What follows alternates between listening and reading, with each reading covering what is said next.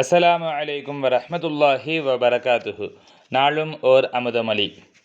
நாங்கள் எப்போதுமே சொல்லி வருவது தொழுகையை பற்றித்தான்.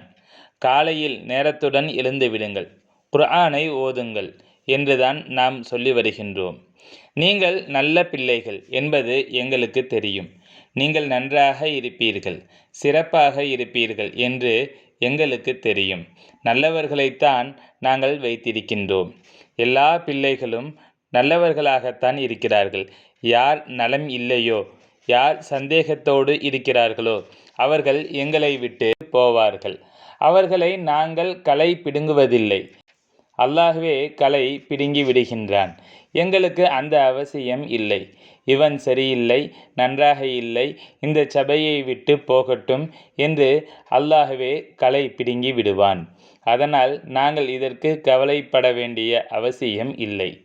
ஆனால் எங்களுக்கு தெரிய எங்களுடைய பிள்ளைகள் எல்லோரும் எல்லா வகையிலுமே நல்லவர்களாகவும் சிறப்புடையவர்களாகவும் இருக்கிறார்கள்.